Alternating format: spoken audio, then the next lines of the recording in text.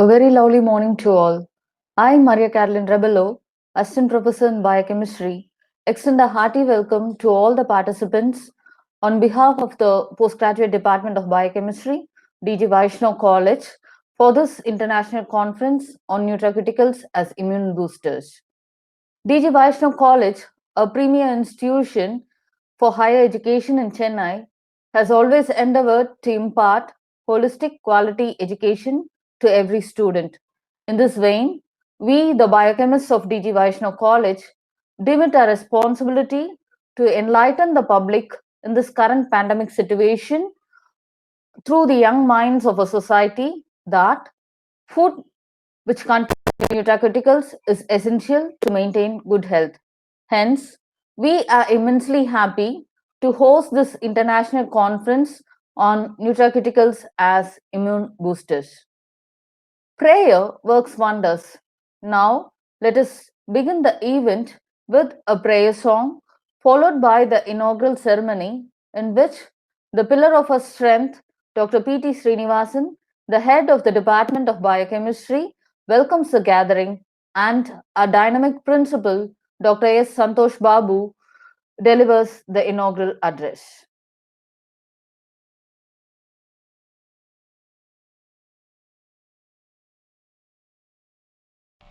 सत्यव्रतं सत्यपरं त्रिसत्यं सत्यस्य योनिं निहितं च सत्ये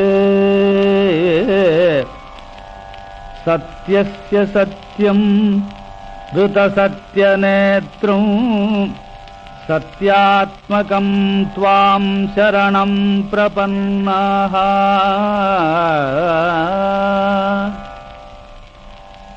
वाणी गुणानुकथने श्रवणो कथायां हस्तौ च कर्मसु मनस्तव पादयोर्नः स्मृत्यां शिरस्तव निवास जगत्प्रणामे दृष्टिः सतां दर्शनेस्तु भवत्तनूनाम्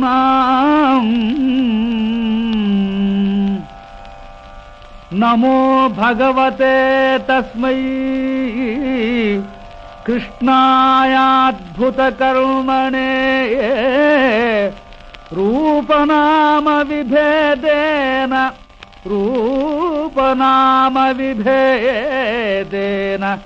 जगत्क्रीडति यो यतः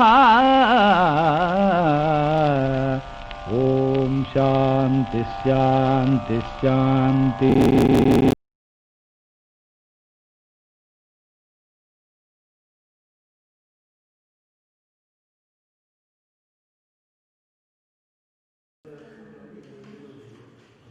Jai Sri Krishna. Good morning to one and all present here, respected principal, secretary, and my dear staff members, participants from various institutions, both from local and from abroad. I render my warm welcome to you all for this one-day international conference on nutraceuticals as immunoboosters. So, this topic has been chosen by our department to address the situations in this COVID-19 pandemic, where the COVID-19 cannot be cured by any medicine that has been discovered so far. Although the vaccines are under production and they are yet to take off with the proper immune dose, and whose effect is yet to be questioned. The only source of cure or possible cure to the COVID-19 pandemic is only through the food. And so what sort of foods and what are the nutrients present in various foods will help us in getting or curing or rather controlling the COVID-19 will be the nutraceuticals as immune boosters, the topic that has been chosen by our department for this international conference as theme. So we have Dr. Mahadev Rao and Dr. Kalandar Amir. Mahadev Rao from Malaysia University and Dr. Kalandar Amir from Ethiopian University, who will be sharing their valuable experience and thoughts and inputs on the conference theme nutraceuticals as immune boosters. So this one-day international conference is also inviting e-boosters from postgraduate students to encourage them to create an awareness about what sort of nutraceuticals or phytochemicals or even foods, functional foods that can help fight the COVID-19 pandemic. So this one-day conference that has been planned will definitely throw upon some valuable light and inputs on both for the academic and research circle as well as for the common people to know about what sort of food they can have especially to boost their immunity in keeping the COVID-19 under control. So at this moment, I would like to extend my warm and grateful thanks to our management secretary Sri Ashok Kumar Mundraji and our beloved principal Dr. Santosh Babu, who are extending all their support in all our endeavors taken by the department in making this conference a successful one. So with this short note, I invite our principal to give the inaugural talk on the conference, inviting the people here. Thank you. Good morning, one and all present here. I am happy to inaugurate today the one-day international conference on nutraceutical and as immune boosters. Respected Secretary Sri Ashok Kumar Mundraji, Head of the Department Dr. P.T. Srinivasan, the invited speakers Dr. U.S. Mahadeva Rao and Kalendar Amir, faculty members, and my dear participants. First, I like to congratulate the department for conducting this international conference on important topic, nutraceuticals as immune boosters. As we know that during this coronavirus period, we are very much following all the precautions for not to have a virus to be attacked with us. The prevention and treatment of the disease is still a question mark, as no new drug or vaccine is yet developed to fight against the virus. In this scenario, people have realized that prevention is better than cure. Apart from personal hygiene and physical distancing, a strong immune system can help prevent the disease to a considerable extent. Keeping in this mind, this conference was organized by the Biochemistry Department for the public and also for the students and the researchers. This conference is significant in view of this current pandemic as it focuses on nutraceuticals that could play a role in strengthening the immune system to fight off infectious disease including COVID-19. As you know very well that for most of the COVID-related patients, the treatment was given only with respect to the food and the medicine. Only the antibiotics and the nutritional food only can cure the COVID. And when you are in a positive state, for which the protocol have been designed by the doctors, in which all the protocols what they are following, nutrition food. Since because of the COVID positive, we are not able to take the food sufficiently, so that they are supplementing with the tablets and other things. So once if we have a good nutrition food, definitely we can fight against the COVID. And only if the people who have an allied diseases, like if they are having blood pressure or sugar, that only creates a problem for the COVID positive people. So this nutrition plus pharmaceutical or any substance that may be considered as a food or part of food which provides medical or health benefits encompassing prevention and treatment of diseases. Example, natural foods, dietary, supplementary like lemon, tulasi, all these things will be very helpful for the positive people. This pandemic is a wake-up call for all of us to realize that let food be the medicine and medicine be the food. So said by Hippocrates, the father of medicine, approximately 2500 years ago itself. So keeping all this in mind, we are going to have a discussion about various topics, various methodology for fight against COVID by the experts from Malaysia and Ethiopia. And also once again I congratulate the team of people who are working in this particular conference, international conference, to be successful one. Thank you very much. Thank you one and all present here for being with us for this international conference. Thank you very much.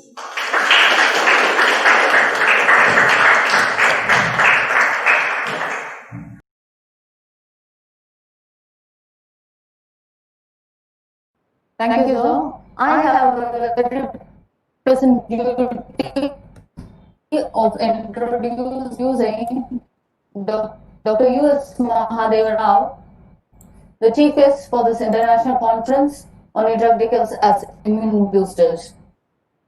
Dr. U.S. Mahadeva Rao began his graduation in Islamia College and went on to complete his doctorate in clinical biochemistry in the University of Madras. He has a rich teaching experience of 29 plus years. He has worked in premier institutions like SRM University in India from 1999 to 2009.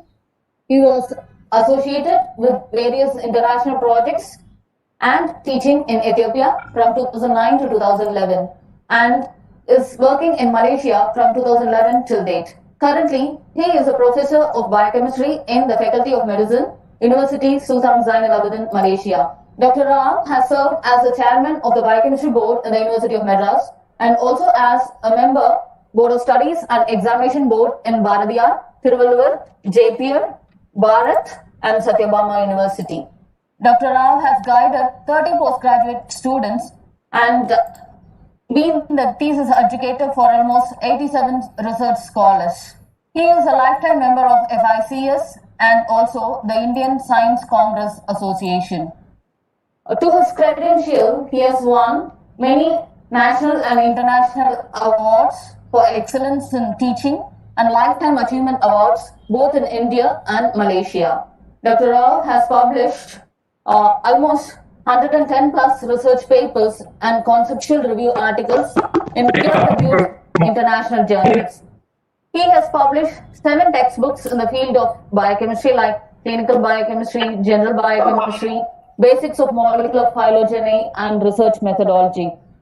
Dr. Rao has been invited as a speaker for various international conferences, seminars, and workshops related to biomedical sciences. He is currently a member in the Human Research Ethical Committee and Animal and Plant Research Ethical Committee in Malaysia. Adding a feather to his cap, he is the editor of 7 international journals and which includes Scopus Index journals and also a reviewer in high impact journals. We are greatly privileged to have you as the chief guest for this international conference.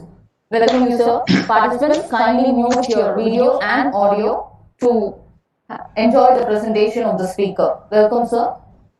To respected organizers of today's conference and my dear participants, over global. When I have someone who accepts and cares for me, whatever the situation, that's my sibling, especially my brother. My heartfelt gratitude goes to Dr. P.T. Srinivasan for having been chosen me to appear before this august forum. Thank you, organizers, especially Professor P.T. Srinivasan.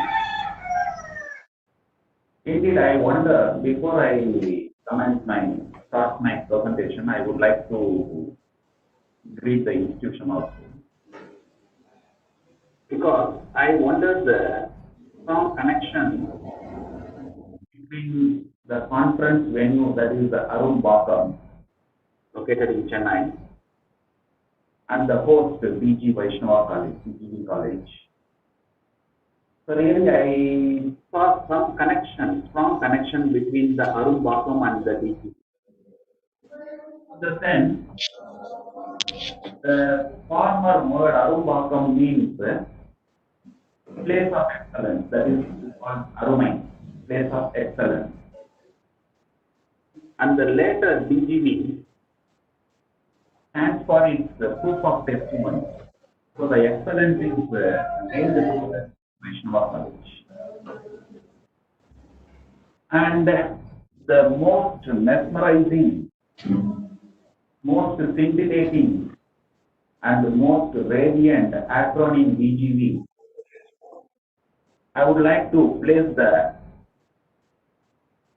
expansion for this acronym in my own self-study, the way D stands for the dazzling management. Dazzling means the brightness. So they have very bright vision and Student-based vision. address. Management with a clear vision and vision. Stands for the Travel. sorry, I am muting all. Don't unmute. And the G stands for the genius faculty. So without the pillar of genius, we cannot build the high-rise building.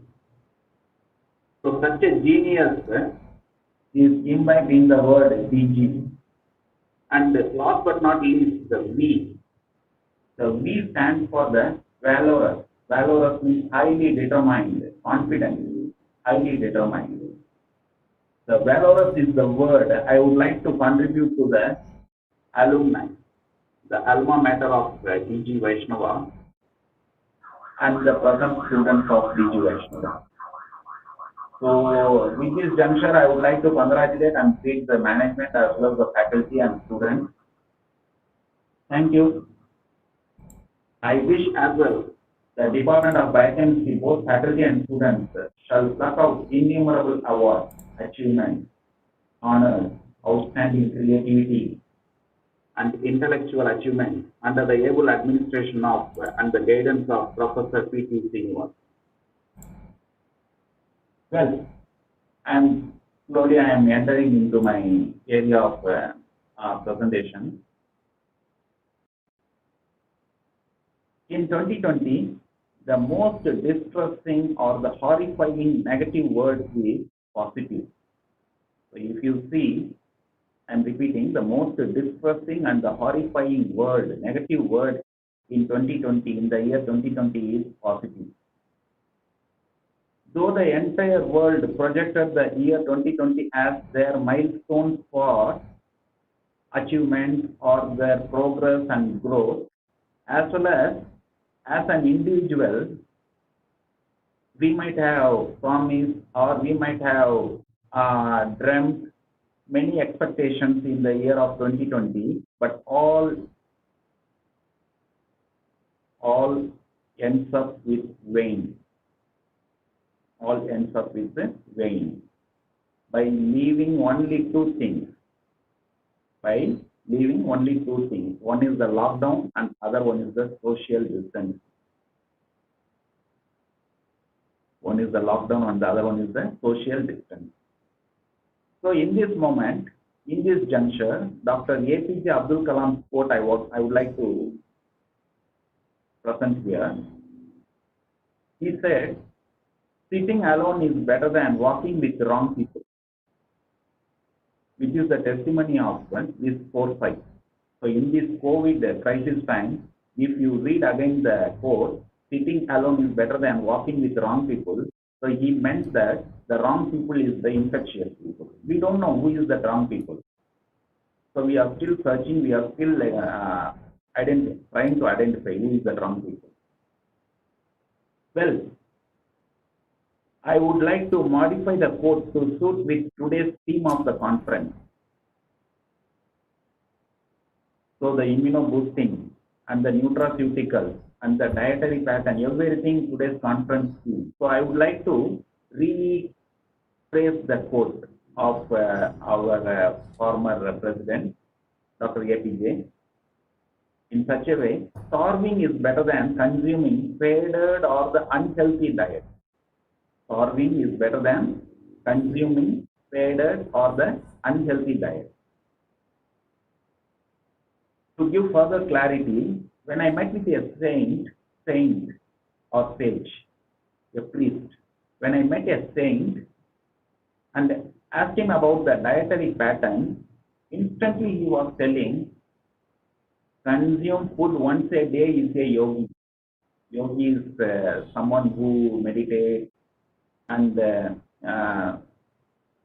spiritually very strong. Consume food once in a day.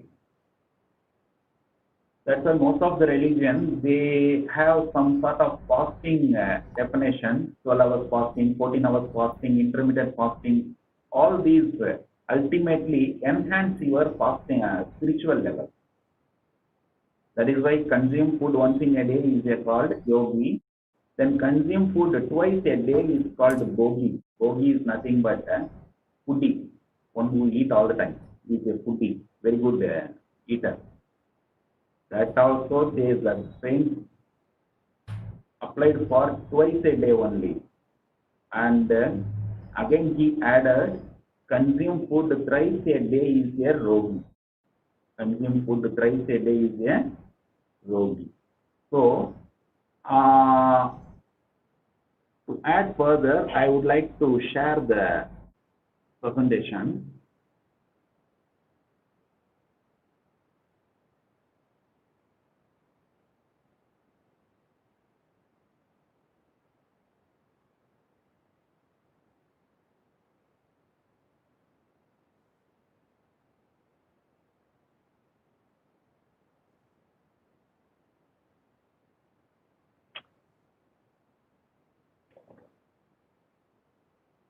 Well, so it is all about the, just a minute.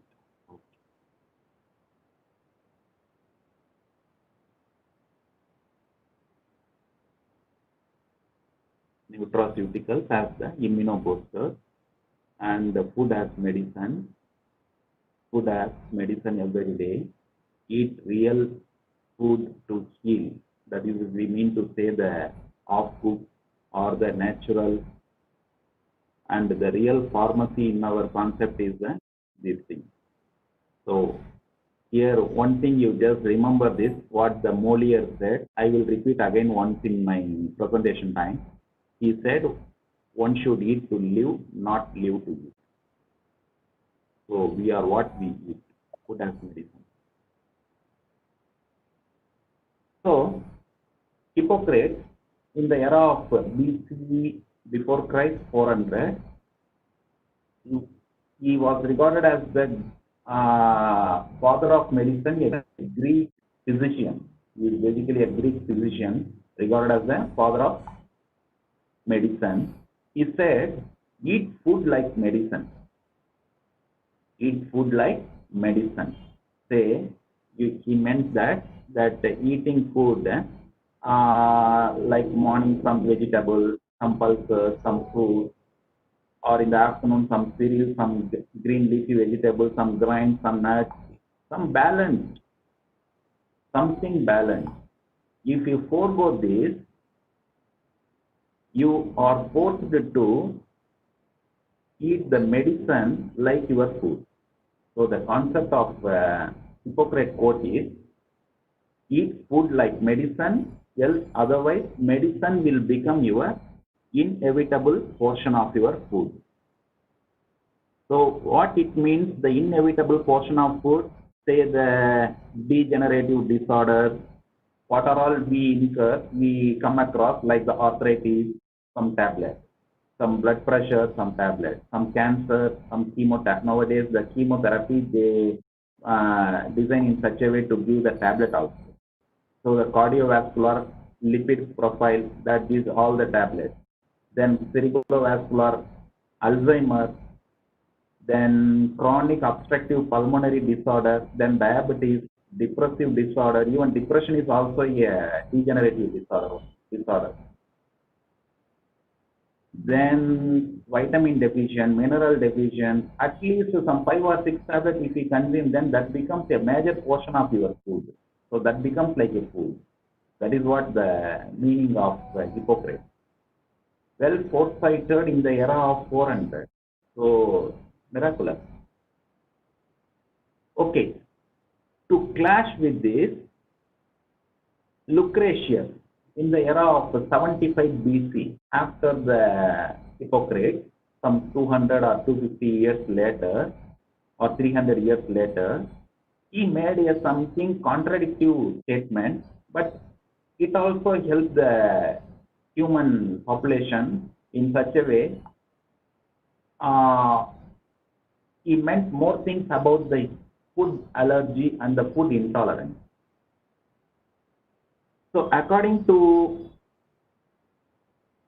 the Roman philosopher Lucretius, he said, what is food to one may be an aggressive poison to another.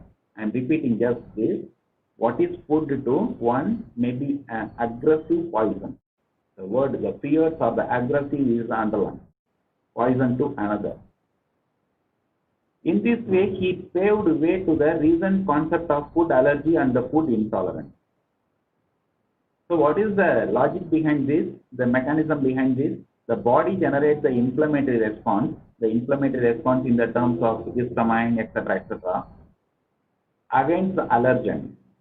What is allergen? The host immune system mistakenly recognizes the food as allergen or the harmful substance. Our host system, our own immunity is misrecognizing the food into poison. That is why the allergy or the intolerance occurs. So to go in depth of this, there are many allergens we come across in our routine day-to-day life, like the nuts. Nuts means the peanut, which means the peanut is having some allergy proteins like cupin and prolamine protein intolerance. Some of the allergy proteins present in the nuts of peanuts or pumpkin nuts or seeds, whatsoever.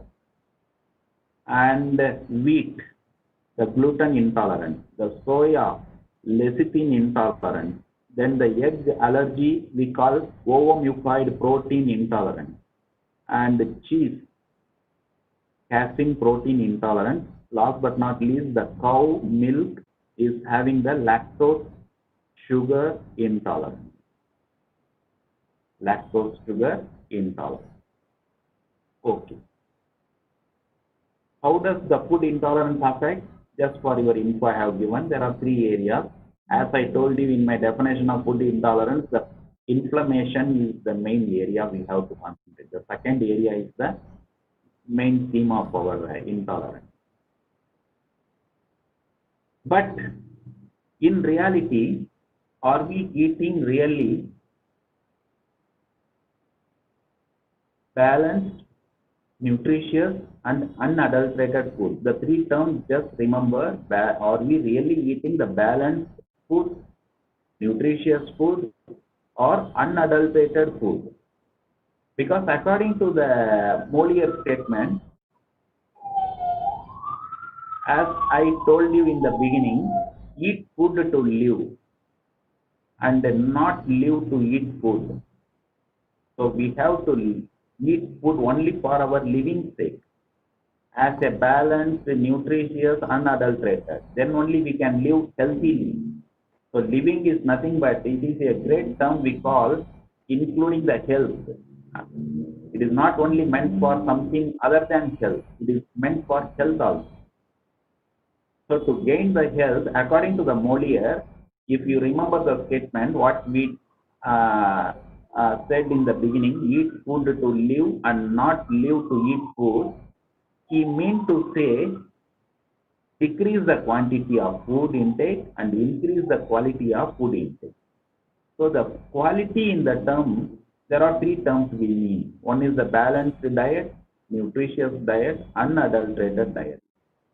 Are you really consuming this? Just introspect yourself.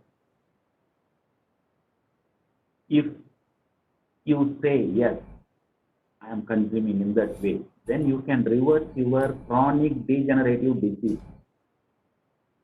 You can reverse your chronic degenerative disease.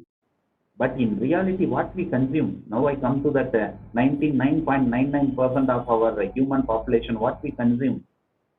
The cow milk today, do you think it is the pure cow milk? It is replaced by 20-50-30 ratio. What is the 20-50-30 ratio? Cow milk is 20%, soya milk is 50%, and water is 30%. Dissolving agent. So here, if you see the soya, we may be heard about the soya in the way it is the protein, good for health, that is everything. But if you Google or if you browse the real effect of soya, it triggers the impotency. it triggers the infertility, and it triggers the erectile dysfunction, ED. Just Google, it decreases the testosterone level also in the male.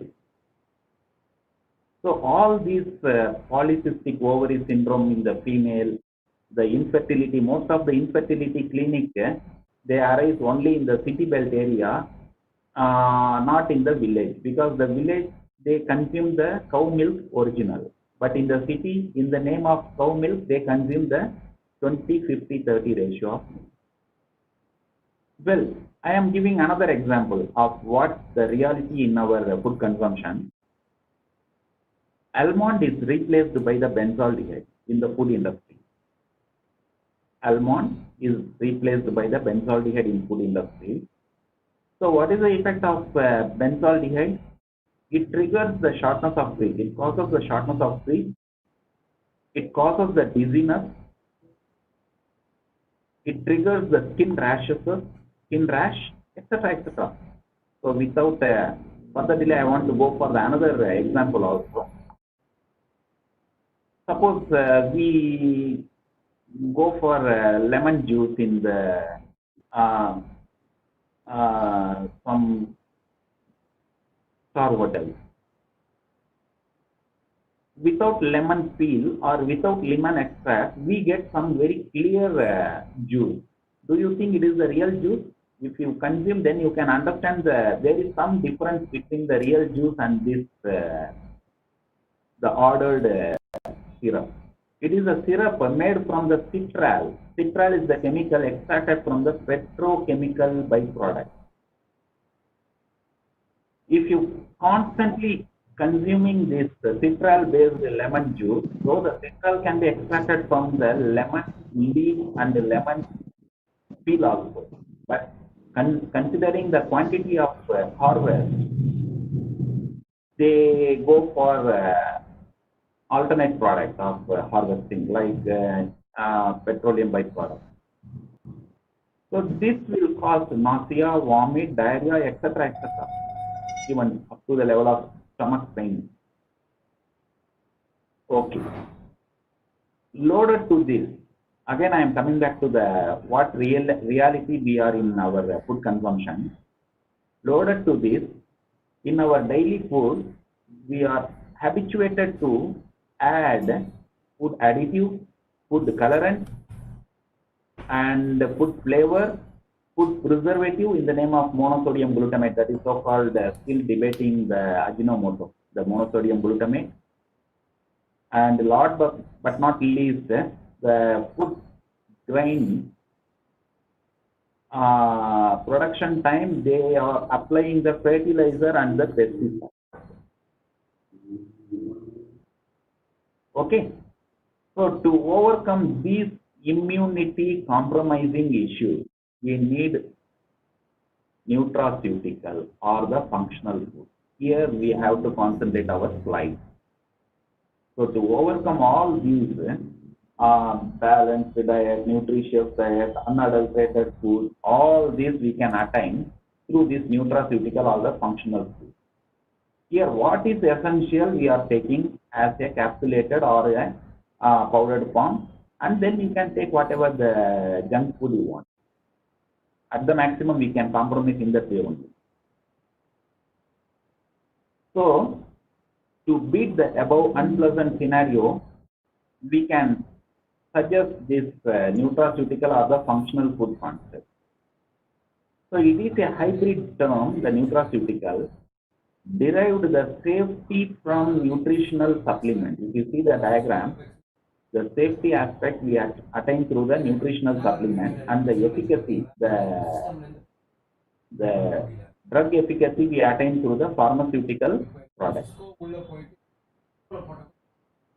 So the criteria, what are all the criteria to fix it is the eligible unadulterated nutraceutical?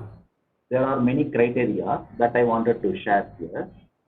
It is a bioactive compound, and it should have some specific health or the medical benefit, and it should prevent or the treat the disease, and it should have some special nutritional value, BBA कौन third year मतलब Can you mute?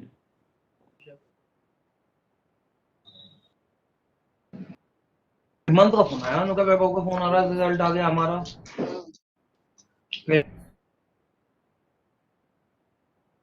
Audience? Okay. Naturally occurring substance. That should be a naturally occurring substance. Then effective in the prevention and the treatment of disease, improvement of physiological performance. That is very, very important. That index is we are assessing for our nutraceutical. And it should enhance the human health also. And they provide vital micronutrient, vitamins, phytochemicals, and fiber. So these are all the ingredients. Provide different beneficial effects beyond simple nutrition and provide low energy. Low calorie is the main criteria we underline for the nutraceutical or the functional food. It prevents inflammation. In the beginning, for the food allergy, I was mentioning the word inflammation. Here it should prevent the inflammation. So that means it can act as a anti-inflammatory. Okay? And they are prebiotic. Very often you come across two clashing words, prebiotic and probiotic. I give some sort of clarity between these two terms. The prebiotic is a foodstuff that is fed for that will be a food for the probiotic. I am repeating, the prebiotic is a non-digestible. It can pass through the GI tract, that is the gastrointestinal tract as such, and the food for the probiotic. Example for the prebiotic is onion, garlic, ginger, etc. Then what is probiotic? It is a live microorganism that provides health benefits on the host. Example of probiotic is the lactobacillus. Okay, and nowadays in this nutraceutical, we come across a word. The nutraceutical will be having increased ORAC. So what is ORAC? O for the oxygen, R for the radical, A for the absorbance, and C for the capacity. So they have increased oxygen, radical, absorbance capacity. So this study is said food will be having a TSE value, antioxidant capacity value. Accordingly, we have to choose and to find the value of ORAC, that is the oxygen, radical, absorbance capacity. So here, the mode of action of nutraceutical, there are many modes. If you take the antioxidant, the unpaired electron, and for the polyphenol, the calcium calmodulin mediated biochemical reaction, and the binding cholesterol by the beta glucan, and the biochemical pathway to prevent the cancer by regulating the gene expression also. Gene expression study also we can go through, and inhibiting carbohydrate digesting enzymes. So these are the things. So here, the real nutraceutic, if you see, it starts with the herb, with their own property of botanical authentication. We have to make sure that herb is pure. Collection and the raw material, fine product, storage, everything. Then we are going for the herbal material. Okay. So once we come for the herbal material, we have to ascertain the quality and safety efficacy. Whether it is safety for consumption, whether it is having any toxicity or any drug interaction is poor or good, then pharmacovigilance study, risk assessment, etc. etc. Then next, herbal preparation. Third one is about the herbal preparation. Here the nutraceutical preparation is started. So here we come across some chemoprofiling and metabolite analysis. Then last but not least, the finished herbal product, so called the nutraceutics. The NC is the nutraceutics. So once you prepare the nutraceutics, again you have to cross-check whether it is having therapeutic efficacy and no toxicity. That is what is called the adverse reaction. Then clinical study. We can go for the clinical study also in the human sample. So all this is the glimpse of the stages involved in the nutraceutical preparation. So broadly, it can be defined into nutrients, herbs, or phytochemical. Some of the herbs and the phytochemical aspect is a nutraceutical. That is what I wanted to say. And dietary supplements, say the probiotics, prebiotics, antioxidants, enzymes, are also a nutraceutical. So the nutrients, vitamins, minerals, amino acids, fatty acids, etc. also coming under the nutraceutical.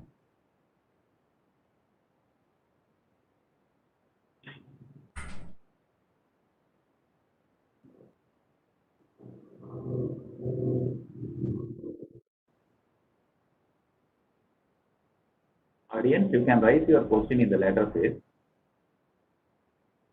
So most common nutrients used supplement are the mineral or vitamin or the combination of vitamin and mineral along with antioxidants. So these three things, they either mineral alone or the vitamin alone or vitamin mineral combination or vitamin mineral and antioxidant combination. So that falls under the nutrient category. Then vitamins, you can see the general vitamins. Here I am giving some other vitamin-like compounds. L-carnitine, choline, inositol, taurine. If you see the property, majority will be having the antioxidant and lipotropic and oxygen oxidation property. Okay, antioxidant activity, then lipotropic agent. Then herbals. Some of the herbals I told you, they are considered to be a nutraceutical. Say primrose oil. Primrose oil, if you see, then for the vegans, they use the primrose oil for the omega family intake, omega 3 and omega 6 rich diet. Then aloe vera is having the anti-inflammatory. Then garlic, already we mentioned garlic and ginger in our prebiotics as well. So it is a powerful anti-inflammatory, antimicrobial and antioxidant. Wherever you come across these kind of terminology, then you make sure it is enhancing your immunity. That is why the immuno-boosting nutraceutical is generally meant for the three categories, the nutrients, herbals, and the nutraceutical functional foods. Okay. So here, one.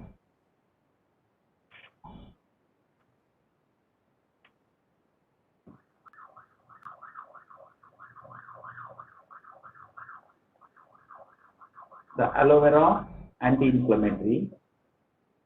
Then the evening primrose, omega 3. Then garlic, antimicrobial as well as antithrombotic and anti-inflammatory. Then ginger, carminative, antiemetic. Antiemetic means vomit prevention and dizziness, treating dizziness. Then for the ginseng, it is an adaptogen. Adaptogen means the natural substance which helps the body to adapt to the stress. So it can see there are two terminology. One is you have to face the COVID. That is, you have to adapt to the COVID environment. It's called the adaptogen. Normal substance which helps the body to adapt to the stress. The stress, body gets adapted. Makes you to adapt. Body makes you to adapt. So that is what is called the adaptogen. Then the green tea, antioxidant. Very often we come across this antioxidant. then vegetable, fruits, whole grain, herbs, meat, all these are falling under this category. And especially the researchers, you just choose the area. If you are not in the gray area of whether to choose this or that in the herbal nutraceutical or in the title phytochemical, what title you have to choose. See, when you see the, say for example, carotenoid is having antioxidant property, is having a cancer treating property, and some of the cancer in the colorectal, lung, and the digestive, all these you can use. So you choose the carotenoid and choose the source also, which fruit or which vegetable. Then you choose the role also. Don't choose all the roles. You choose one role. So you take the carotenoid effect extracted from blah blah fruit or blah blah vegetable, studied for the antioxidant property, for example, or studied for the cancer property in experimental animals. So this is one title of your thesis. Like that you can do. And even limonoids from the citrus fruit, then phytosterols from the various plants, then phenolic constituents. Majority of the plants and the whole grains will be having the phenolic constituents. Then you can choose whatever the title you want, the detoxification property or the anti-inflammatory property or the lowering the risk of coronary artery disease or the cardiovascular disease or the diabetes or the hypertension, whatsoever. You can choose any one. That is why this area I meant for the researchers. Say for example the flavonoids. Especially nowadays in the flavonoid you can go for the type of flavonoids also. In the wine or the grapes, the flavonoid we call resveratrol. That resveratrol study is a flavonoid extracted from the grape to study the property of anyone, whatever we mentioned here, or whatever you can find in your literature also. I have mentioned a few only, few important things only. Similarly, some of the gallic acid and the catechin, majority from the berries and the green tea, involved in the inhibition of icosanoid synthesis. So very good study, the icosanoid synthesis. Then the isoflavonoid from the soya bean. This is the positive side of the soya. Don't take the negative side only. So isoflavonoid are rich in the soya. So to treat the cancer and osteoporosis. Then the anthocyanidine, then glucosinolate, then cruciferous fruits are the source for it.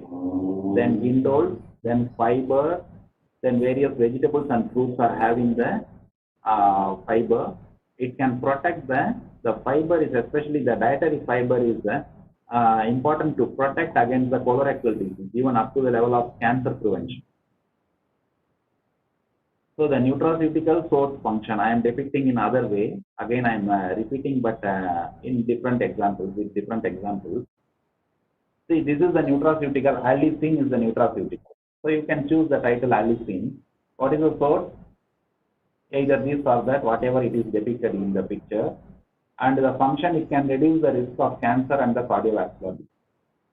Say some berries and the citrus fruits, the ascorbic acid is the chemical to reduce the oxidative stress.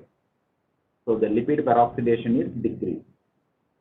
So once the lipid peroxidation is decreased, there will be increased antioxidant capacity, antioxidant activity. Similarly, the antioxidant rich with some of the berries and pigmented vegetables as well as in the meat. Say for example, beta carotene, cyanidine, and the CoQ10. So these are all research-wise bottom line, just for your. If I want to cut short, means I can cut short in the beginning, but here those really interested to have their research interest means they can have a note on.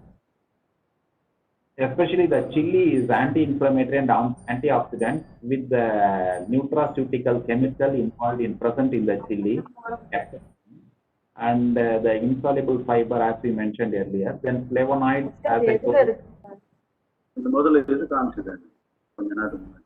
இங்க mute. மேல இங்க இருக்குல்ல, இது பக்கத்துல வந்து SD கார்டுன்னு காட்டும். இதுக்கு SD card கரெக்டா வீல் காட்டுதுல அந்த இடத்துல இருந்து முன்னாடி Your voice only, audience. Please mute yourself.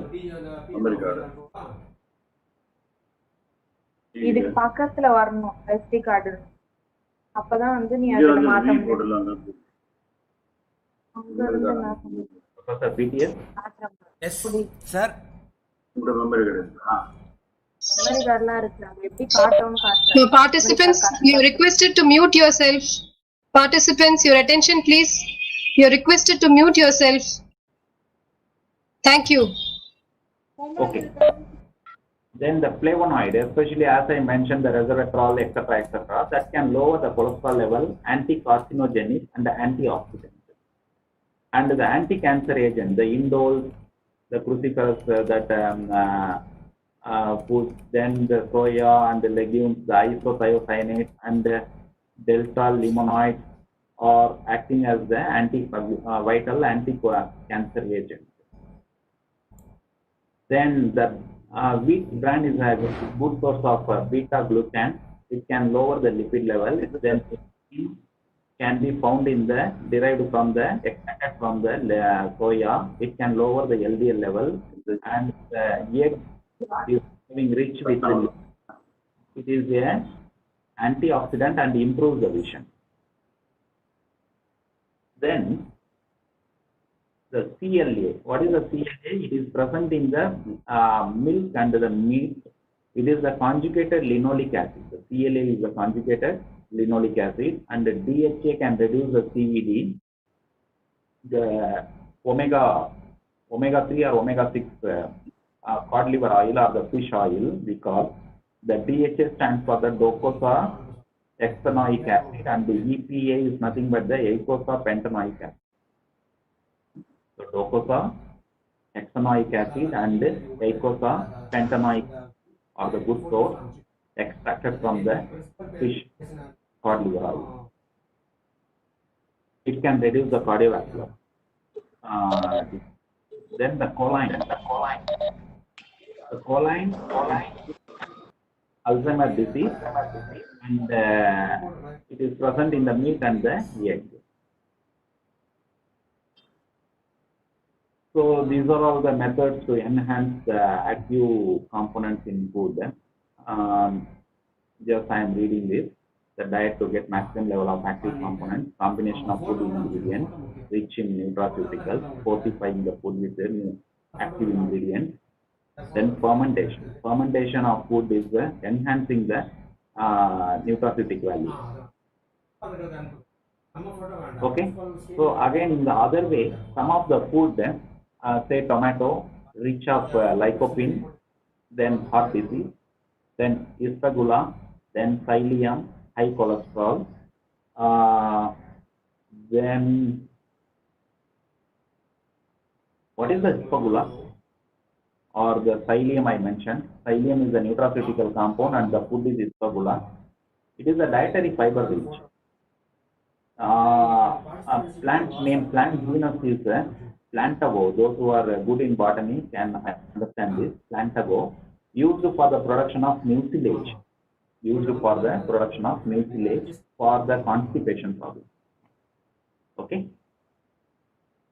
So isagula, then vegetable oil, omega components, then grapes for the heart. Then cancer preventive, that pyramid, just it is self-explanatory. I don't think it requires further explanation. Right from the bottom, if you see up to the top.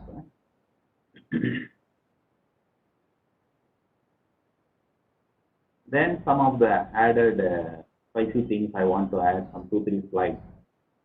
About the moringa, it is rich of vitamin C and rich of vitamin A and calcium, potassium, protein, everything it is encapsulated into a single component in the name of moringa.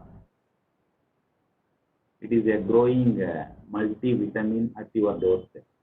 So see, if you see how many minerals, how many vitamins are present in the moringa. Similarly, the turmeric, then asafoetida. But nowadays, what we consume the asafoetida is mixed with some duff or some flour. If you read the ingredient, then the asafoetida will be some 20%, remaining 80% will be the duff or the flour.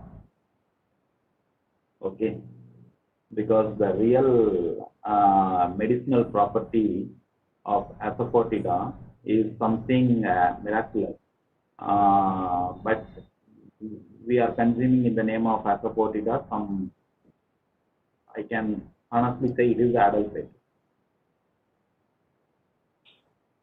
Dietary supplement, the probiotic, what we mentioned, the health benefits of probiotic and the prebiotic. What is the difference between prebiotic and probiotic? What we said earlier. So how come the prebiotic and the immunity is? It can increase certain things about the absorption of calcium, iron, zinc indirectly, and directly it can favor the immunity.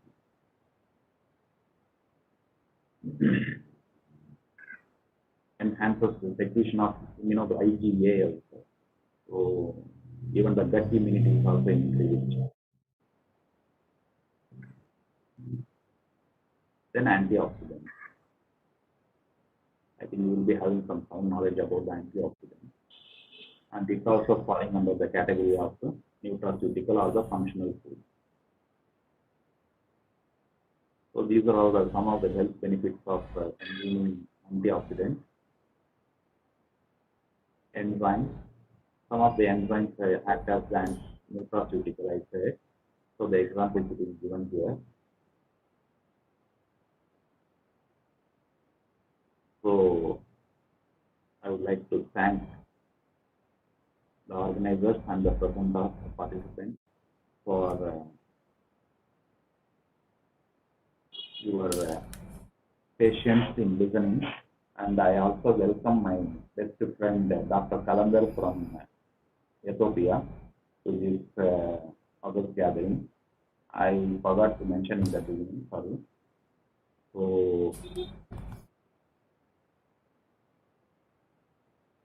So my last one message to the student forum regarding your personality development or the motivation, I can say. It is nothing to do with your of the conference. So message is to the students.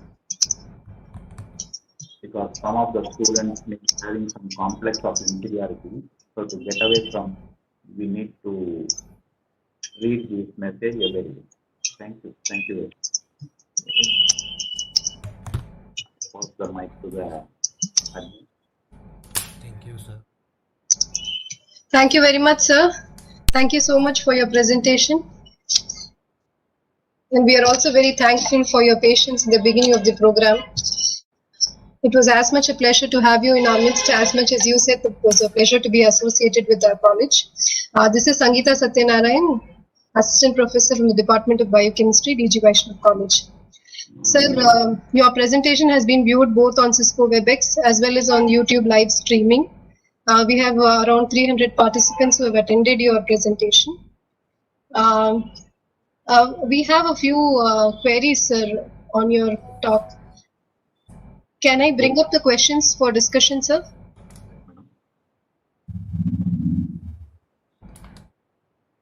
Can you hear me, sir? Rao, sir? Yes, I can. Okay, sir. So one question that has come up in the chat is from Pooja Singh, who wants to know if PCOD and PCOS, which are supposed to be the main problems that the women today face, do you think that there is any effect of food on it? And if so, then what do you think we should consume and what should not be consumed under such circumstances? Good question. In the beginning, when I was mentioning about the 20-50-30 ratio of so-called cow milk, So do you think, did you hear anything about the PCOD in your ancestral, your grandparents or the parental level? No. Only in our generation, in the last 20, 30 years, we are coming across such a word, PCOD, infertility, impotency, all this. So the reason behind is that one of the factors behind this is that 20, 50, 30. That 50 is the main culprit in triggering this PCOD. Because when you consume the soya, can easily alter the estrogen testosterone level in female and make the testosterone to increase and the estrogen to fall. It is one of the reason. I am not giving the sole reason for putting the sole blame on the soya bean. It is one of the area that we discussed.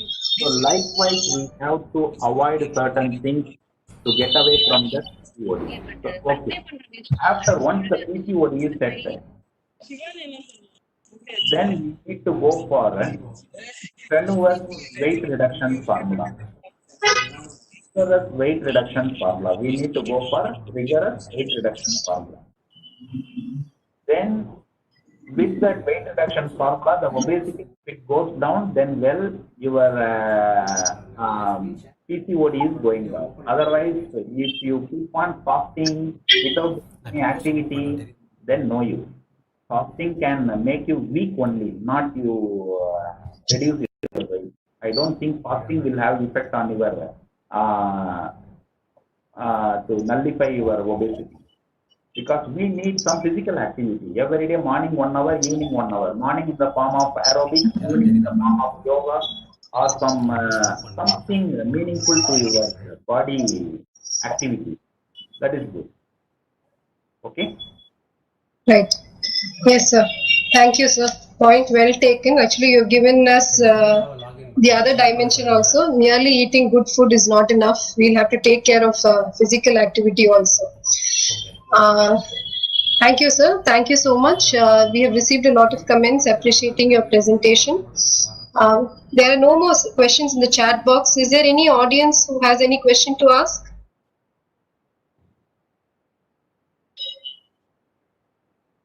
So there's one more question just delivered here. This person is called Laishram Dhanakumar Singh, and he wants to know, is probiotic that is prescribed by the doctor safe for everyone? Can you consume it when you have any other disease condition also? So it is nothing but only it can enhance your GI tract strengthening. It is nothing to do with any poison or any chemical. See, you are, say for example, I say, when a person is suffering from Helicobacter pylori, if a person is suffering from Helicobacter pylori, the doctor suggests to go for a triple antibiotic dose. That one single for a 2-week period. I can say those who experience that Helicobacter pylori infection, one time, 2 times of a day for 14 days you have to consume. Each day with the first dose of the 3 antibiotics, you may feel like you want to vomit, the feeling of emptiness, but you cannot eat. You have that emetic feeling, vomit feeling. So to avoid all this, even if you eat food, even if you drink water or consume some milky products, no use. But you have to go for some probiotic and prebiotic. That will strengthen your gut, through which the immunity in the gut will be increased and your digestion will be increased, so that the chemicals that you consume in the name of antibiotic will have some effect on the Helicobacter pylori. Otherwise, whatever you take the tablet, immediately if it is triggering the emetic, means that is the vomit, means the drug effect will be nullified. So it is not at all a drug. It is only a nutrient. That is why one thing you clear with that concept of nutraceutics in the features, what are all we discussed in the criteria of nutraceutics, it is a natural compound. Anywhere you heard if you consume the green leafy vegetable, it is poison for you or any restriction for your intake? No. Similarly, it is. Or anywhere you mention the ginger or garlic or onion, is it bad? So it is the prebiotic and probiotic both are having some adjuvant effect on our immunity. Okay. Okay, sir. Thank you, sir. So there's one more question, that is varicose veins problem. Does food have any effect on the onset of varicose veins? Or can we consume any food that can help us overcome this problem? No, it is absolutely, it is nothing to do with some posture problem. It is not a food problem, it is the posture problem. We have to manage our posture.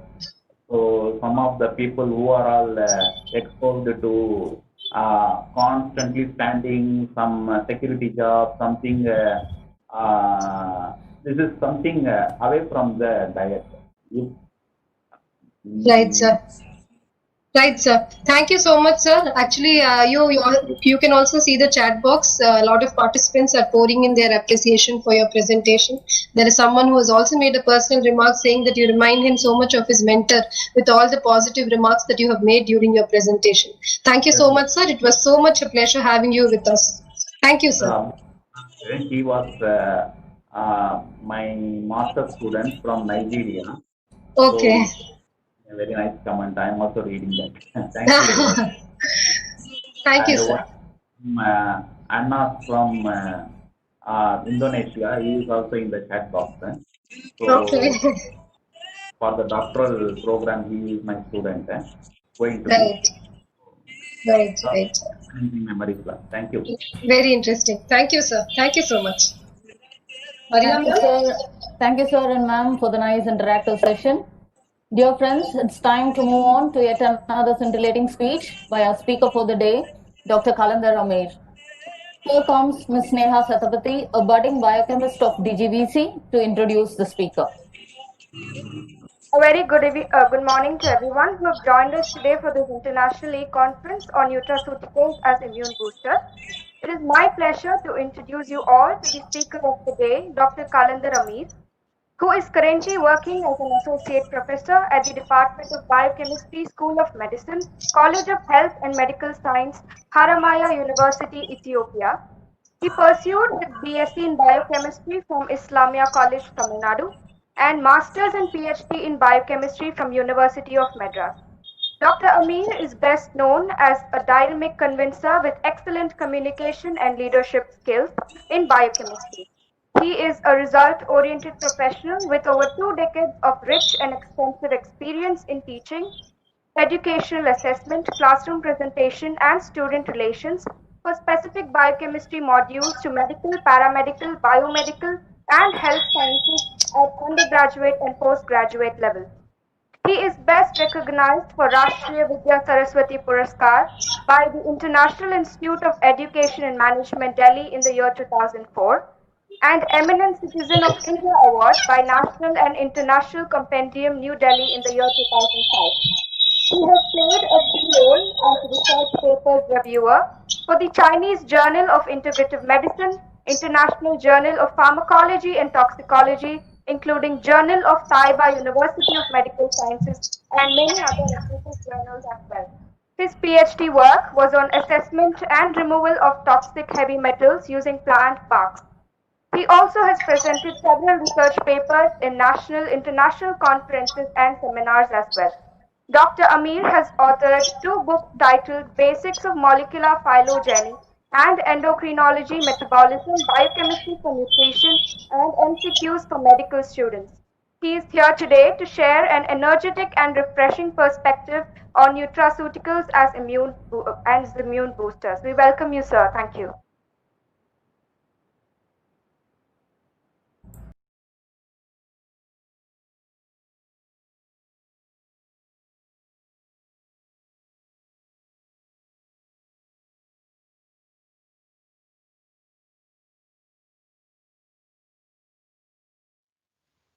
Good morning to all of you. I am Kalandar from Ethiopia. Before I start my presentation, I would like to thank the entire conference team for the wonderful opportunity given to me. Today I am going to talk about avocado, a boost to our immune system. The history of nutrition begins around 400 BC. The father of medicine, Hippocrates, says to his students that let food be the medicine and medicine be the food. And also he adds, a wise man should consider that health is the greatest to human blessings. Today we are going to discuss about nutraceuticals and immune system, particularly immune boosters. Nutraceuticals are generally foods or part of food that provides medicinal or health benefits, including the prevention and treatment of diseases. For example, natural foods, which includes antioxidants, supplements, dairy products, vitamins, minerals, herbals, so on. If you look at the immune system is a complex network of cells, tissues and organs. Together, they help the body fight infections and other diseases. The immune system includes our skin, mucous membrane, white blood cells, organs, tissues and lymph systems such as thymus, spleen, tonsils, lymph nodes, blood vessels and bone marrow. How your immune system works? Your immune system works to recognize and identify an infection or injury in the body. This causes an immune response with the goal of restoring normal function. When we look at the different types of immunity, we have three important immunity types, such as innate immunity, active immunity and passive immunity. Innate immunity is the protection that you are born with, so it is your body's first line of defense. Active immunity is also called as adaptive immunity, which develops when you are infected or vaccinated against a foreign substance.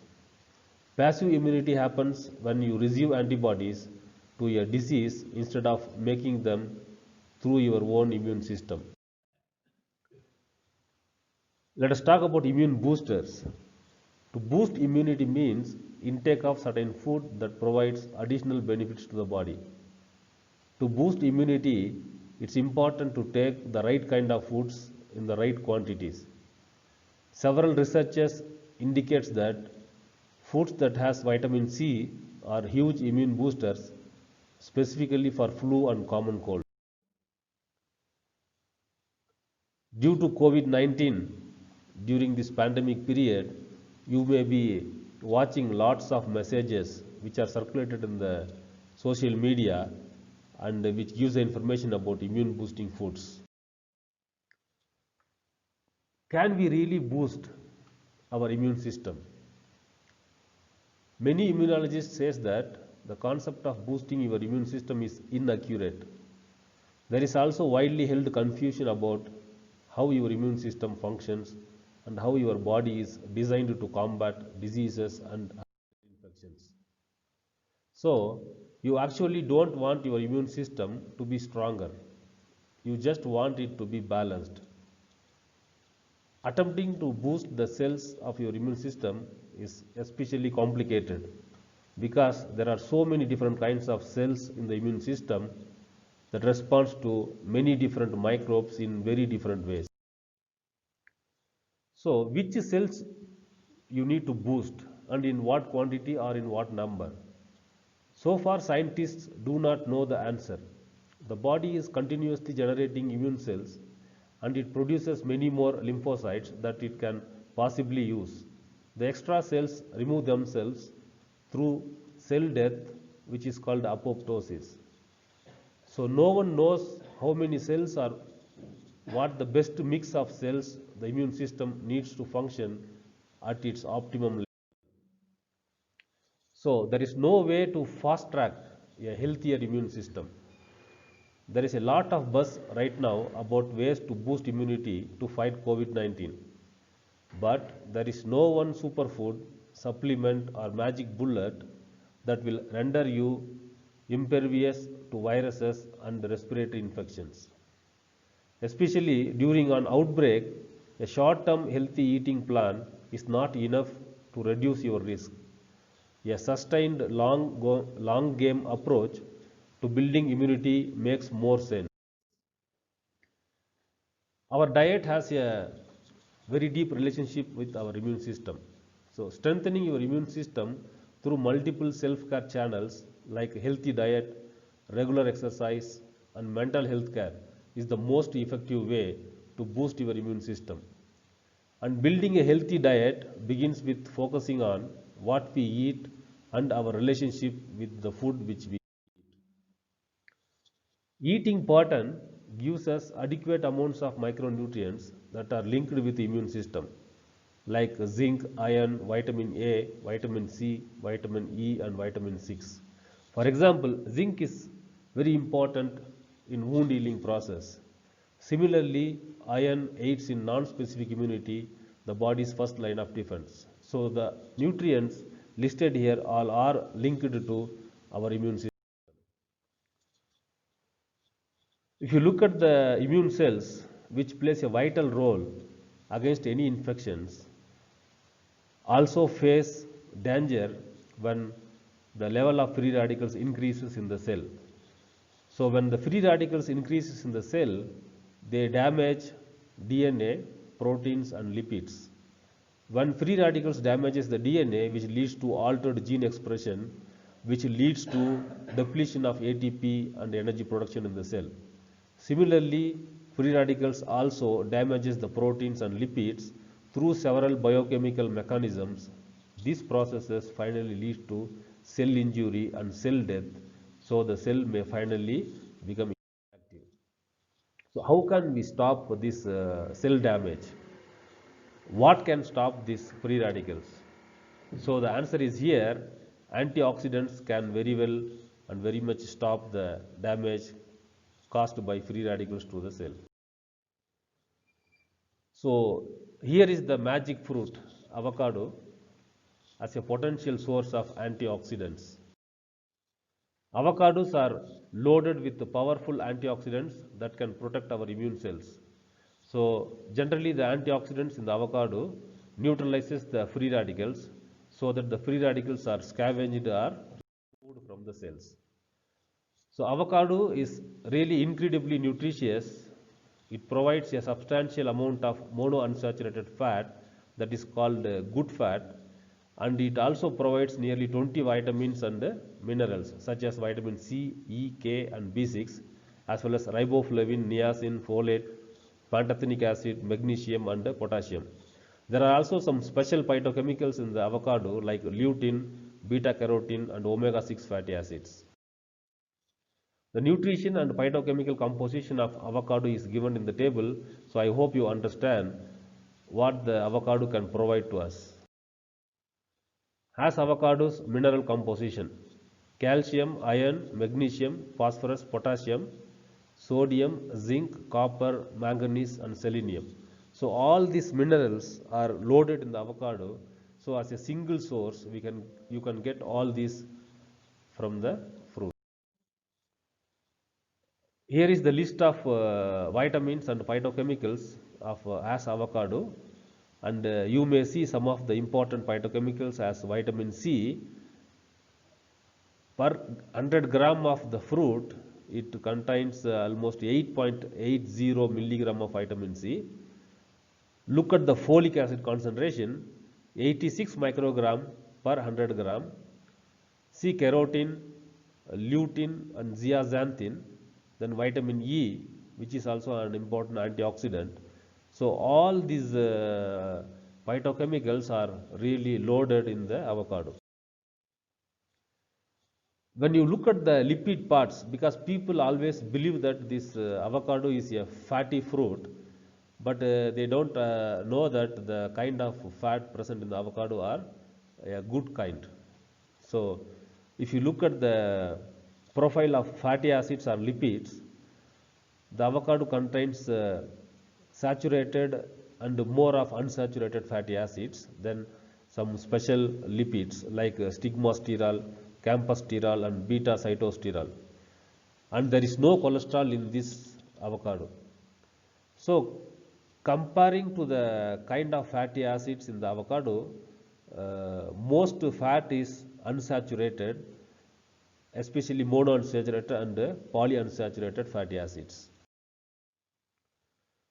There is a fatty acid in the avocado called oleic acid which fights inflammation, because avocado contains a monounsaturated fat called oleic acid, and this miracle compound has been linked to decrease in inflammation. So to boost your immune system stronger, you need to take avocado, which contains vitamin B6, vitamin C, copper, vitamin E and magnesium, which are the most important immune boosters. They can preserve your eyesight, lutein and zeaxanthin, because they are preventing muscular degeneration in the eye. They could lower the risk of cancer, because the antioxidants in avocados contain compounds that can slow the onset of prostate cancer by inhibiting the growth of cancerous cells. Also, the avocado can help prevent diabetes, lower cholesterol. Fatty acids in avocados lower cholesterol, especially the bad cholesterol level, and increases the good cholesterol, which is called HDL. So they lower the risk of heart diseases. Avocado is also connected and related to stress and immune system, and they make you happier, because both folate and potassium deficiencies have been linked to depression in various studies. So these avocado are the very good source of folate and potassium. And they are even good for your digestion, because they aid in the digestion of fat soluble vitamins. They will get you better hair, because they are very rich in vitamin C and folic acid, and several researches show that they support the hair health. Additionally, you will have a very clear skin, because antioxidant vitamin E is very rich in this fruit, and your brain also needs a very good amount of fats, which will be supplied by this avocado fruit. Avocado oil improves brain mitochondrial function. It also shows improvement in glycemic control, plasma lipid profile, androgenic index has been observed in diabetic patients, prevents the impairment in mitochondrial respiration, and it decreases the reactive oxygen species. There is an interesting fact about avocado, that is more potassium than bananas. This nutrient helps maintain electrical gradient in the body cells. Avocados are actually very high in potassium, with a 100-gram serving having 14% of the recommended daily allowance compared to 10% in bananas. Several studies show that having a high potassium intake is linked to reduced blood pressure, a major risk factor for heart attacks, strokes and kidney failure. Healthy babies. Solid foods to be introduced to infants between 4 and 6 months of age. The creamy consistency and mild taste of avocados makes it one of the best fruit a baby can enjoy.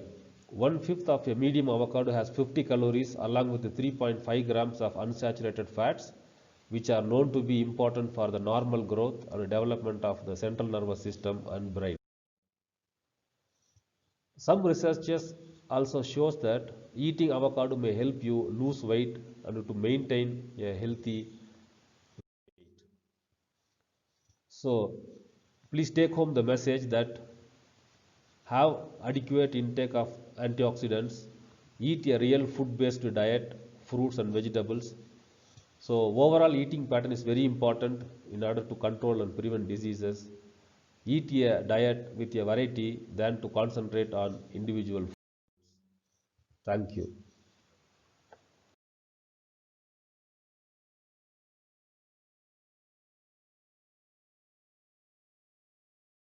Thank you, sir. Now, let's move on to the final session of the conference, the poster presentation by our young scholars. I request Professor Dr. G. Sriram Prasad to take over.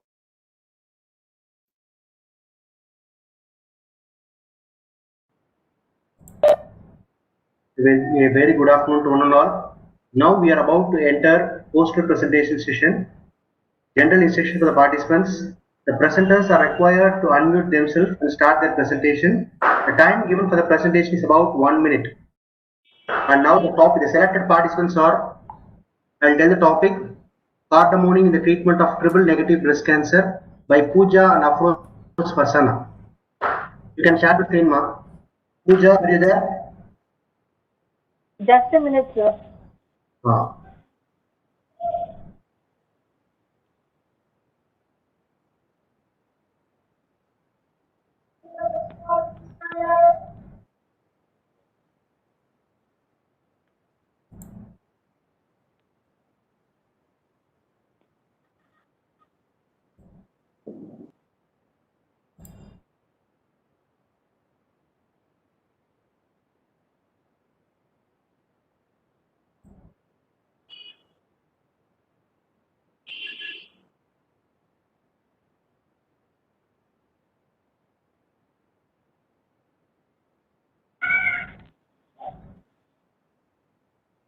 Good morning, everyone.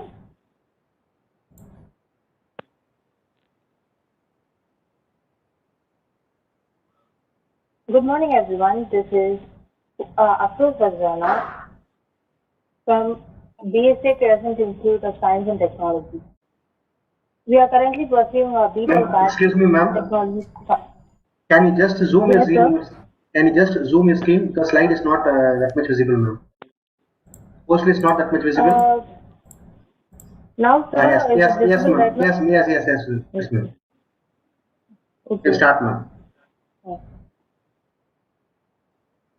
Good morning, everyone. This is Afroz Farsana. I'm doing my B.Tech final year biotechnology from BSA Crescent Institute of Science and Technology. The topic which I have chosen is cardamom in the treatment of triple negative breast cancer.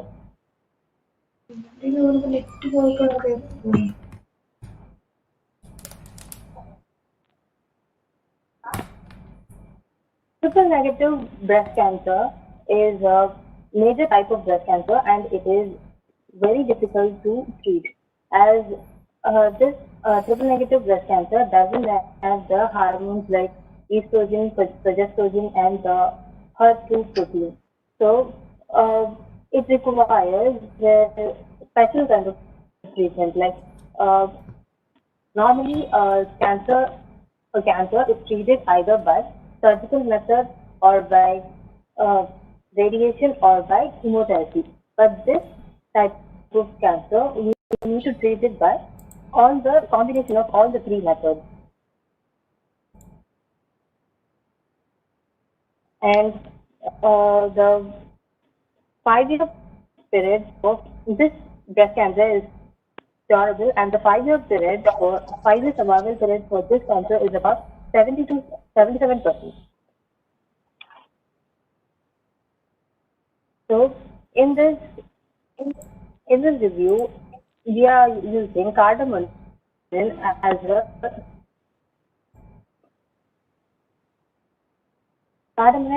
natural cure this triple negative breast cancer. Cardamom is very effective in the treatment of triple negative breast cancer. Cardamom is a calcaloid. It has been isolated from many sources like plants, vegetables, and seeds. But it is easily available from the Alpania species. So this cardamom has a specific effect like it is an anti-tumor. It is an anti-tumor agent. It helps in curing lung cancer, colon cancer, nasopharyngeal carcinoma.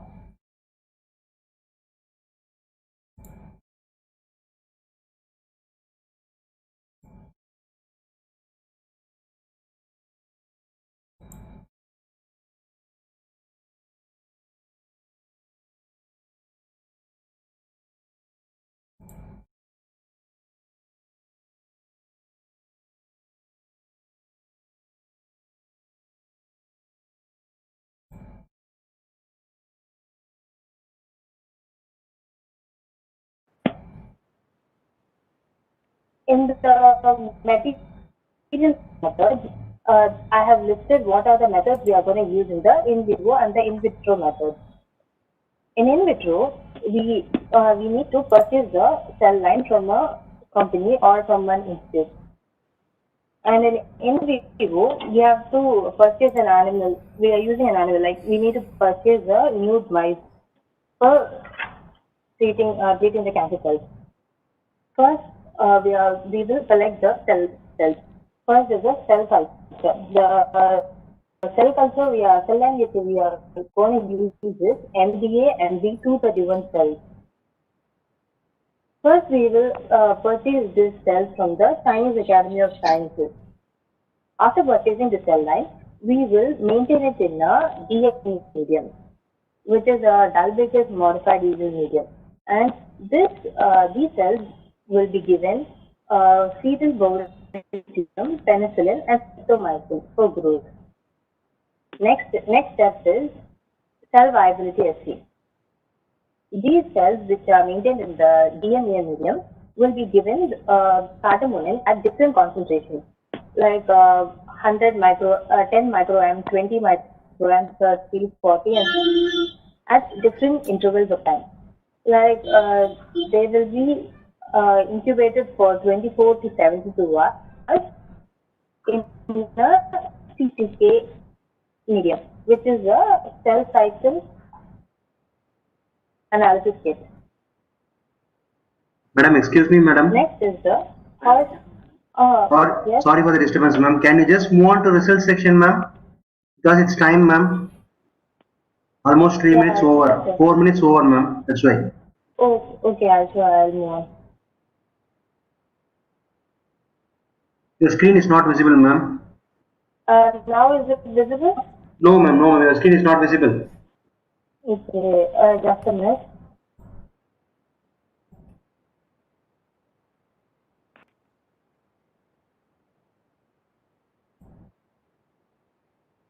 Is it visible now? No, ma'am. No, ma'am. Yes, ma'am. Now it's visible. Okay. Kindly move on to the result section, ma'am. Okay. The materials and the method, these are the methods by which we can perform the experiments. The cell viability and the hot staining. We will stain we do a quick PCR, then we will perform, which is a mitochondrial membrane potential. And then we will check for the glucose uptake of the cells. Usually cancer cells will have will take up more glucose.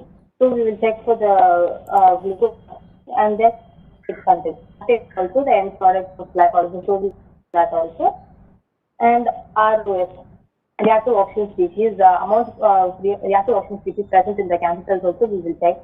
And then cell metabolism, like the glycolytic pathways, mostly in cancer cells the glycolytic pathways will be more. So we will also check the rate of glycolytic pathway, the cell metabolism.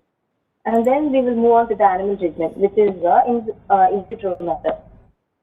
In vivo method. In vivo method, we will purchase a nude mice, in which the thymus will be removed, so that it doesn't have a primary defense system. So we will inoculate the cell lines, the T31 cell lines. And we will go there in 2 weeks. One will control and will be the cardamom medium, and the other one will be the 5-FU. 5-FU is another anti-cancer drug, so we will treat it. On the right-hand side corner, we can see a picture, right? It shows 5-FU, control, and celium. It is nothing but the statistical analysis, pictorial analysis. Animal treatment. The while using the 5-FU drug, we can see that the cancer cells are slightly fading away. And in the control, you won't give any drug. So it gradually increases. And in the cardamom section, we can see that the tumor cells, the size more the sizes. So I can conclude that the cardamom acts as a really good anti-cancer agent than the 5-FU, which is usually used for the treatment. And we can see that cardamom also induces apoptosis in the breast cancer cells, in the BCL2 and the BAX and the CASP3. Next, it also inhibits the HIF1 alpha. In the first image, we can see that the HIF1 alpha, when the concentration of the cardamom is increased over a period of time, the HIF1 alpha, the concentration of not gradually decreases, as well as the PSK1 also decreases. And then below, in the third image, we can see that under normative, the HIF1 alpha mRNA, it is slightly more, and in the hypoxia state, the one slightly and in fourth image, I have controlled the three of HIF1 alpha and the 3-HA1 LDHA. Three of it I have compared, and we can see that HIF1 alpha and PDHA, they both are slightly lesser when compared to the LDHA. So I am concluding by saying that cardamom acts as an effective anti-cancer agent to any available in the market. Thank you. Okay, ma'am, it was a good presentation. We'll go to the next participant. Dr. Rudra Pratap Singh. The topic is formulation, characterization and evaluation of micellar loaded complex of cuminium seminium to treat respiratory infection. Sir, are you ready, sir?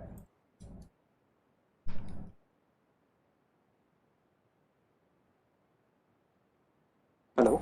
Are you ready, sir? Yeah, I'm ready. You want to share your screen, sir? If you want, you share your screen, sir. Yeah, just give me 1 minute. Yes.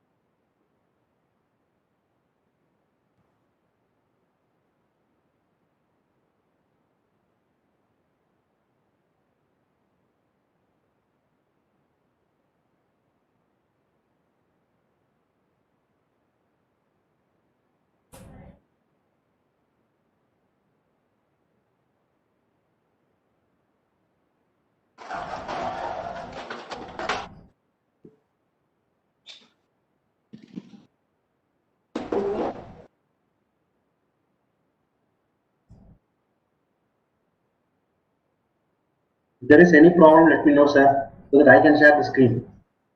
Yeah, it started, sir. It's uploading. Okay.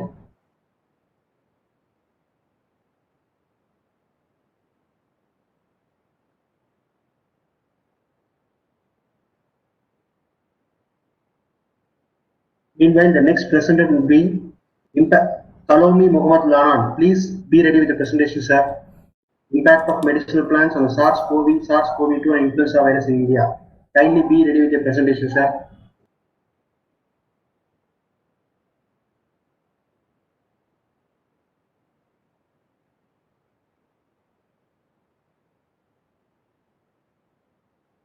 Yeah, I think the screen would be visible. Of course, the screen is not visible. Just it is looking blank. Ah, yes. Okay, can I move? Ah, yes, sir, you can start. Yeah, okay. So very good afternoon to all. And here I am presenting a topic formulation, characterization and evaluation of micellar loaded complex of cuminium saminium to treat respiratory infection. Generally, we are moving with the pandemic, the situation COVID-19. So it is based like of that to boost the immunity system. Respiratory infection, generally we know that what is, it's a very common infection in the basically the elderly person as well as the aged person. Apart from that, the children also affect from the respiratory infections. So for that reason, we have gone through with the cuminaldehyde, that is generally the active phytoconstituent of cumin, Zira, generally that we use in our kitchen daily basis. So that if you are having in the concentration based, so it could be raise the immunity system. So that we have selected as a phytoconstituent and moved with the using of the phospholipid as well as the polymer. Why we have used the polymer and the phospholipids and the polymer?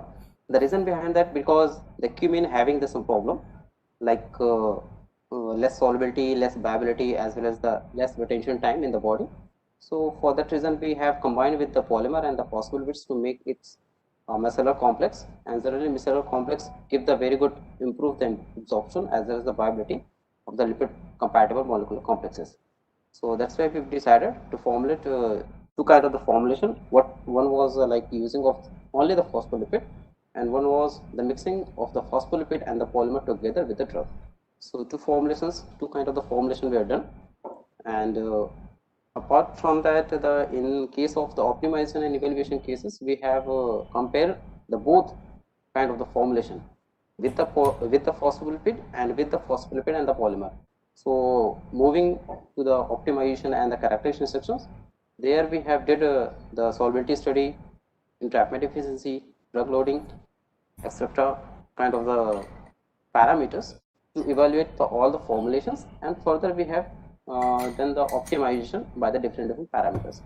So starting with the optimization methods, where we have gone through with entrapment efficiency, drug loading, particle size, zeta potential, and all.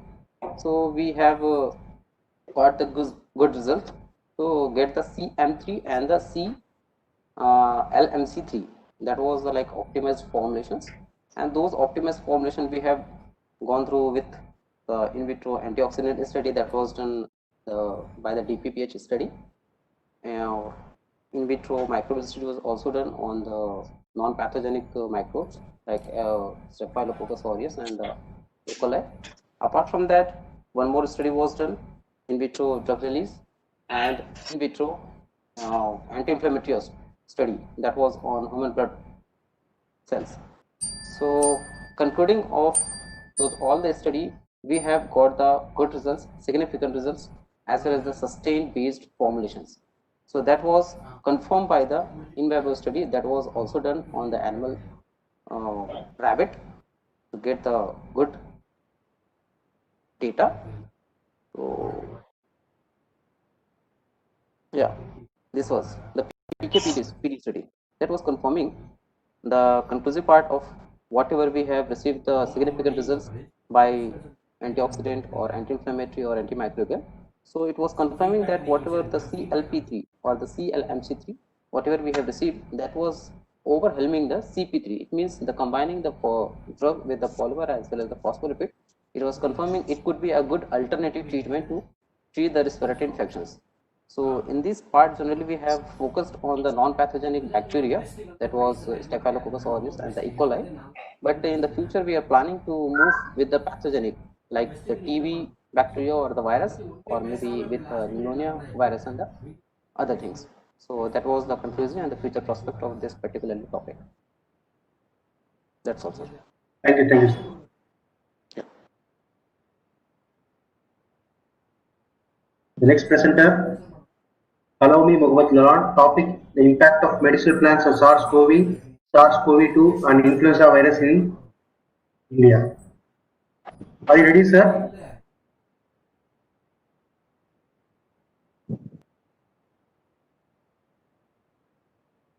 Kalomi Mohammad Lalan. Are you ready, sir?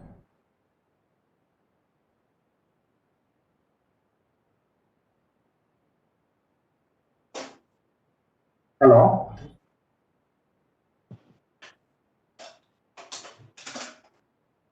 Okay, we'll move on to next presenter. Hemapriya Malavika, herbal treatment for cancer. Hemapriya Malavika.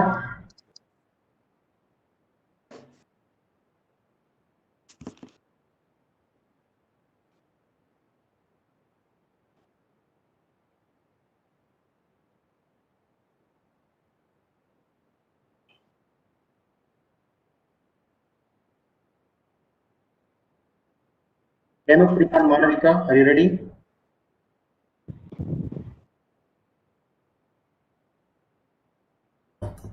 Okay, ma'am, thank you. Maria ma'am, you can take over. Okay. Kudos to all the presenters. Kudos to all the presenters for their participation. Thank you, sir. Gratitude is a small word that has got a great meaning and it brings joy to everyone. I now request Professor Dr. P. Indumati to deliver the vote of thanks.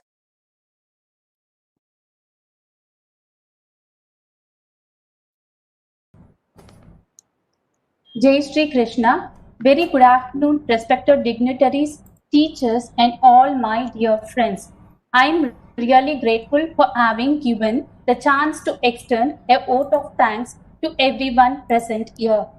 It's my privilege to thank her most honorable and dynamic secretary of this prestigious college, Mr. Ashok Kumar Mundraji, and the most active principal, Dr. S. Santosh Babu, DG Vaishnav College, who extend their support for organizing this great event. Thank you all, sir.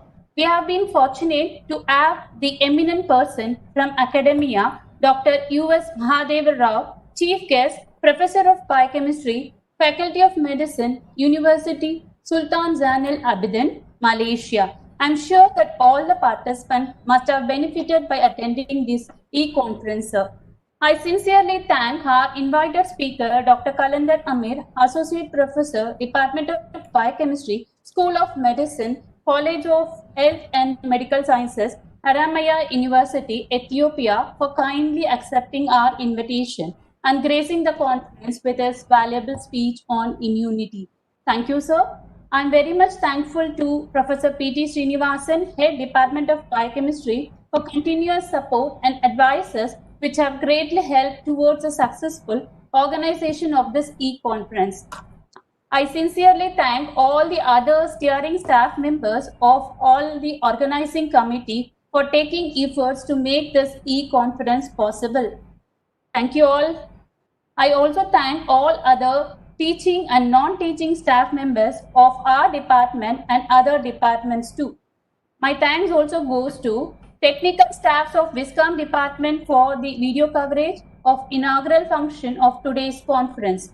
I'm thankful to all the international and national participants for attending the international conference on nutraceutical as immune boosters and presenting their e-poster. Thank you all.